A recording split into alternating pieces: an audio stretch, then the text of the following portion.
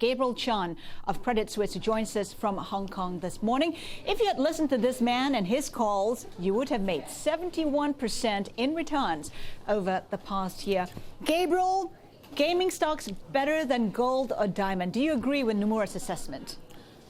Well, I'm not sure about gold and diamond, but I do believe gaming stocks are heading into a major substantial re-rating over the next couple of months.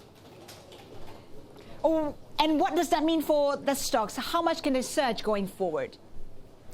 Well, I guess, as I said, we're entering into a stage of substantial re-rating because I guess over the past couple of months, we've seen, especially for Macau, we've seen months after months of much better than expected gaming revenue numbers, but share prices hardly reacted to those good news. So, I mean, from now on, all the sales analysts or market will have to adjust the expectation a lot higher to accommodate a much stronger growth. So we're entering a stage that no one can ignore the growth anymore. And it's a sector that is interesting in our view is because that it's a sector that valuation has come down from previously, maybe perhaps again 6 months ago. And then it's a sector that valuation has not fully priced in the growth potential yet. So we are entering into a stage of substantial re-rating.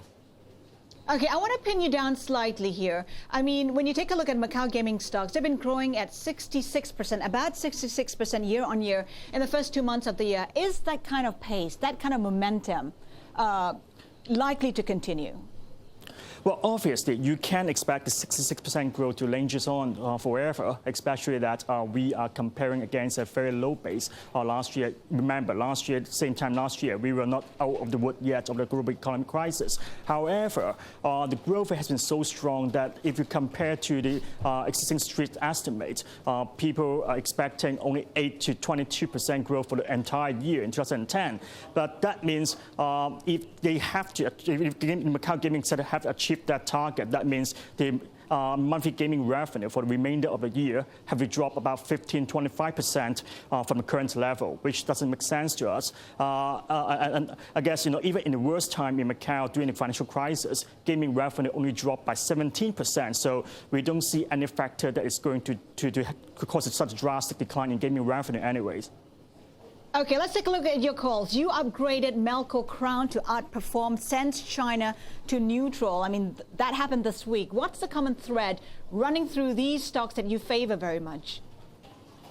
Well, I guess the couple of things for Melco Crown, I think it is a good turnaround story for a company that hardly make any profit at EBITDA level in 4Q to a full turnaround for a company which is also gaining market share. I think that will give you the good upside potential here. And for Sense China, I think well, I guess I do have in my mind that they have some medium-term execution risk regarding the sites 5 and 6. However, as I said before, gaming revenue growth is so strong, and they're one of the best players in the mass market side. That's why I think the risk reward has turned more positive than before. Okay, we have to leave it there. Gabriel Chan of Credit Suisse, thank you so much for being on the show today.